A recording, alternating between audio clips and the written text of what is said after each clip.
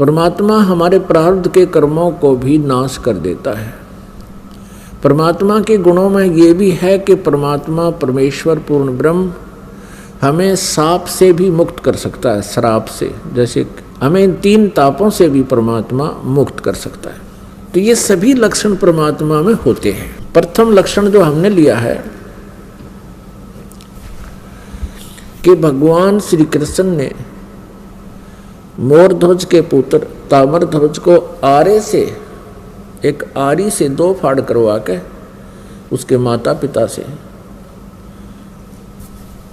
क्योंकि पहले साधु संतों के विचारों आदेश का बहुत पालन करते थे, श्रद्धालु व्यक्ति होते थे और वो समझते थे कि ना जाने किस वेश में भगवान ही आ गया हो, इसलिए संत के आज्ञा का वो पालन करते थे। उस समय संत लोग जो है बड़े सिद्धि युक्त होते थे। सिद्धि क्या होती है कि ईश्वरीय भक्ति से, परमेश्वर की भक्ति से उन्होंने कुछ संग्रह कर ली होती है, पावर परमात्मा की ही पावर को संग्रह कर लेते हैं। जैसे इन्वर्टर होते हैं, इन्वर्टर चार्ज कर दिए जाते हैं तो वो उनकी बैटरी चार्ज हो जाती है, कुछ समय के लिए बहुत कार्य काम चलाऊ कर देते हैं। तो वो पावर है कहाँ से ग्रहण की उसने? थर्मल प्लांट से। तो एक इन्वर्टर थर्मल प्लांट जितना कार्य नहीं कर सकता, इतनी क्षमता उसकी नहीं हो सकती। तो जितने भी ऋषि महर्षि जिनमें सिद्धियाँ थी, जिन्होंने 7 समंदरों को पी लिया फिर वापस छोड़ दिया, जिन्होंने पहाड़ उठा लिए आकाश में उड़ गए, ये इन्वर्टर थे। और जैसे श्री कृष्ण जी ने ताम्रध्वज को जीवित कर दिया, सुदामा जी का महल बना दिया, ये श्री कृष्ण तक भी इन्वर्टर थे, वो थर्मल प्लांट नहीं थे। अब ये एक बार ये बात जो दास ने कही है तो ये बड़ी खटकेगी उस व्यक्ति को जिसने आज तक ये तत्व ज्ञान नहीं सुना और लोक वेद से वो रंगा गया है। लोक वेद किसे कहते हैं? जो दंत कथा होती है, सुना सुनाया ज्ञान, अक्षेत्रीय ज्ञान, एक दूसरे से सुना हुआ ज्ञान, उसको लोक वेद कहते हैं। पुण्यात्माओं, श्री कृष्ण जी और अर्जुन मोरध्वज राजा के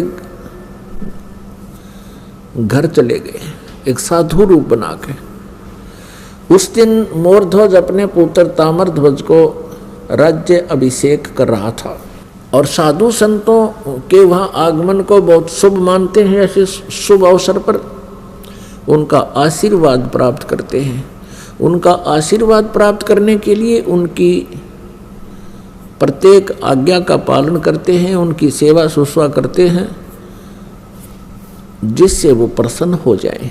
उनको प्रसन्न करने की हर संभव कोशिश की जाती। तो श्री कृष्ण जी ने एक माया से, अपनी सिद्धि से एक सिंह बना लिया, शेर बना लिया और दोनों पहुंच गए राजा मोरध्वज के बाग में। जब राजा को पता चला कि साधु संत आए हैं, उनको संदेशा भिजवाया कि आओ महाराज भोजन पाओ। लेकिन श्री कृष्ण जी ने कहा कि राजा स्वयं हमें आमंत्रित करने आएगा तो हम प्रवेश करेंगे उसके घर पर। राजा को पता चला, मोरध्वज तुरंत चल पड़ा नंगे पैरों और भगवान से अर्ज की, घर पे ले आए। घर पे विराजमान हो जाने के उपरांत आसन दिए और कहा भगवान भोजन पाओ। श्री कृष्ण जी जो साधु रूप में थे, पहचान नहीं पाए थे मोरध्वज, उनको संत मान रहे थे कि जो आज्ञा महात्मा। तो श्री कृष्ण जी ने कहा कि मोरध्वज पहले हमारे सिंह को भोजन खिलाओ, शेर को। जो आज्ञा महाराज, मोरध्वज ने कहा। श्री कृष्ण जी साधु रूप में श्री कृष्ण जी ने कहा कि बात सुनो, ये शेर जो है, ये सिंह किसी पशु पक्षी का मांस आहार नहीं करता, ये नरभक्षी है, ये मनुष्य खाता है, मनुष्य का मांस चाहिए। कि जो आज्ञा महाराज, मोरध्वज ने कहा। फिर श्री कृष्ण जी ने कहा कि कहीं कोई पल्लेदार को पकड़ लावे, उसका मांस नहीं खाएगा। ये मांस खाएगा तुम्हारे एक परिवार के सदस्य का। तब मोरध्वज ने कहा, जो आज्ञा महाराज, कि जाओ फिर करो तैयार। अब मोरध्वज ने ताम्रध्वज और रानी से कहा कि साधु महात्मा आए हैं, उनकी कंडीशन है कि पहले सिंह को भोजन कराना है और शेर मांस मनुष्य का खाएगा, और यहाँ तक भी उन्होंने कह दिया है कि ये मांस आपके घर के सदस्य का ही खाएगा। मोरध्वज जी ने कहा कि देखो, पुत्र सियाना हो गया, युवा हो गया है, राज्य अभिषेक अभी इसको कर देते हैं, ये अपना राज्य संभालेगा, तुम माँ और पुत्र दोनों राज्य करना, और मेरा काम पूरा हो चुका है, और मैं साधुओं के सिंह का भोजन बन जाता हूँ। तब रानी ने कहा, देखो, मैं पतिव्रता स्त्री हूँ, और पतिव्रता स्त्री से पहले उसका पति यदि मृत्यु को प्राप्त हो जाता है तो उसका जीवन नरक होता है, मैं नहीं जी सकती। और मेरा काम क्या था? मेरा काम था आपका वंश चलाना, आपका वंश चल गया, अब मेरा क्या काम रह गया? लड़के का ब्याह कर लेना, दोनों पिता पुत्र अपना कार्य कर, राज्य संभालो, बच्चा अयाना है, ये राजकाज को ढंग से नहीं समझ पाएगा, आप इनकी हेल्प करते रहना, और मुझे आहार बनने दो सिंह का। तब लड़का कहता है ताम्रध्वज के माता पिता, मैं माता पिता के ऋण से मुक्त नहीं हो पाया हूँ, अभी तक तो मेरी आपने सेवा ही सेवा की है, मैं तो आपकी कुछ सेवा कर नहीं सका, इसलिए मैं सिंह का आहार बनूंगा, आप मुझे पितृ ऋण से मुक्त होने दीजिए। अब वहां भगवान श्री कृष्ण से जो साधु रूप में बैठे थे उनसे आकर कहा, उन्होंने सारी कहानी फिर दोबारा दोहराई और कहा, भगवान आप ही फैसला कर दो। तब श्री कृष्ण साधु वेश में विराजमान श्री कृष्ण जी ने कहा कि राजा और रानी यानी अपने पुत्र ताम्रध्वज को आरे से 2 फाड़ करें, और तुम्हारे पुत्र का मांस ये शेर खाओगा, सिंह खाओगा। जो आ गया, आरा उठा लिया, एक तरफ माँ खड़ी होगी, एक तरफ पिता, और लड़का लिया बिठा, और एक बात और कही कि यदि किसी के भी तुम्हारे आंसू आ गए, तीनों में से सिंह भोजन नहीं करेगा। अगदी जो आज्ञा आपकी। तो जब वो चीरने लगे, कहा कि इसको 2 फाड़ कर दो, बायां लेफ्ट जो है पार्ट ऑफ बॉडी, बायां हिस्सा शरीर का शेर नहीं खाएगा, ये अपवित्र है, केवल दायां हिस्सा ही खाएगा, बाएं को फेंक देना, दाएं को उठाकर पकाना है। ये बात सुनकर के उस समय आरा चल रहा था, ताम्रध्वज की आंखों में आंसू आ गए।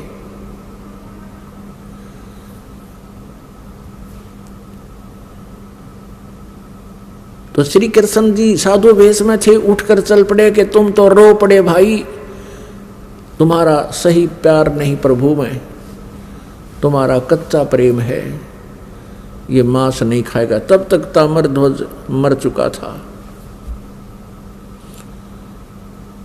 अब मोरध्वज कहता है कि हे भगवान, बालक था,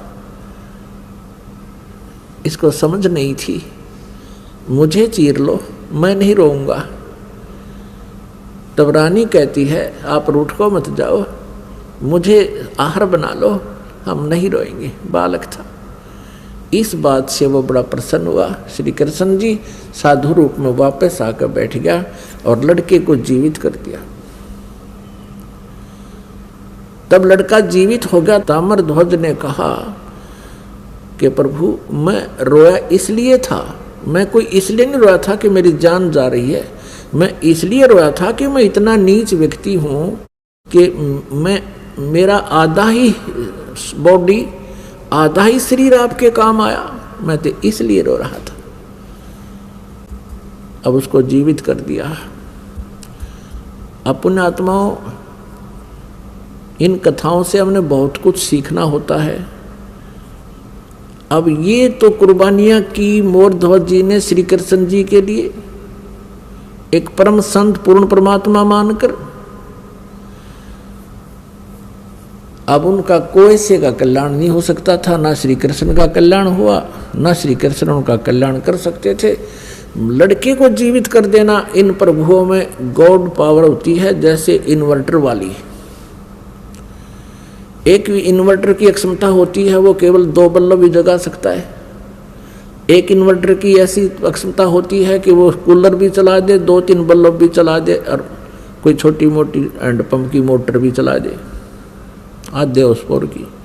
लेकिन फिर भी वो अक्षमता उसकी कंप्लीट नहीं, पूर्ण नहीं होती, पर्याप्त नहीं है। और थर्मल प्लांट से 3 फेज की लाइट चला दे, डूंडा ठा देते 10 हॉर्सपावर की मोटर हो, और पूरे पंडाल ने चमका दे। तो ऐसे अंतर है इन भगवानों में। अब यहाँ आप जी के लिए इसका एक निष्कर्ष निकाला है परमेश्वर कबीर जी ने। कहते हैं, महिमा की जय संत की, तन मन धन सब दे, शर्मांगे टाड़ा नहीं, मोर ध्वज लख ले। कि संत, जब परम संत तुम्हें मिल जावे उस समय, उस संत की इतनी आदर सत्कार और आज्ञा का पालन करना। यदि सिर भी मांगे, नाटना नहीं, सिर मांगे टाला नहीं, मोर ध्वज लख ले, मोर ध्वज को देख लो।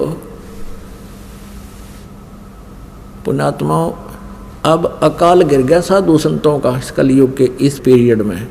ये नकली, पाखंडी और डोंगी, इनका सत्कार हो गया है, और इन्हीं का बोलबाला हो रहा है। इन्होंने बैठा दिया भक्ति का, और भाव खत्म कर दिया भक्तों का। अब पुण्यात्माओं, इस लक्षण से हमने श्री कृष्ण जी को परमेश्वर मान रखा था कि उन्होंने मोर ध्वज के पुत्र ताम्र ध्वज को आरे से 2 फाड़ करवा के जीवित कर दिया। यही श्री कृष्ण जी अपने सगे भांजे अभिमन्यु को जीवित नहीं कर सके, जो महाभारत के युद्ध में चक्रव्यूह के अंदर मृत्यु को प्राप्त हो गया था। सुभद्रा रो रही थी, जो श्री कृष्ण जी की बहन थी, अर्जुन के ब्याही थी। सुभद्रा पुत्र था अभिमन्यु। 5 पांडव रो रहे थे, सुभद्रा रो रही थी, श्री कृष्ण रो रहा था, और पांडवों का कुल नाश हो रहा था। श्री कृष्ण जीवित नहीं कर सके। वहां तो पंगा पा दिया, जाके खुद चरवा के जीवित कर दिया लड़का मोर ध्वज का पुत्र, और वहां सुभद्रा पुत्र को श्री कृष्ण जीवित नहीं कर सके। तो परमेश्वर कबीर जी ने ये बताई है भिन्नता कि श्री कृष्ण जी उर्फ विष्णु जी, श्री कृष्ण जी विष्णु जी समझो, विष्णु जी के अवतार, उन्हीं की आत्मा यहाँ देवकी के गर्भ से उत्पन्न हुई थी। और ये केवल 4 भुजा के और 16 कला के भगवान हैं। इनके जो पिताजी हैं वो ब्रह्म है, शरपुरुष भी इसे कहते हैं। वो 1000 भुजा का भगवान है और उसकी 1000 ही कलाएं हैं। तो इस प्रकार इनकी हॉर्स पावर समझो, ये हॉर्स पावर है, ये 16 हॉर्स पावर के हैं। इनका पिता 1000 हॉर्स पावर का है, और अक्षर पुरुष है वो 10,000 हॉर्स पावर का है। और ये परम अक्षर पुरुष, सत्य पुरुष, ये इसकी हॉर्स पावरों की कोई गिनती को ना, असंख्य, अनलिमिटेड। तो जो कार्य पूर्ण परमात्मा कर सकता है, ये अपूर्ण भगवान नहीं कर सकते। साथ साहेब।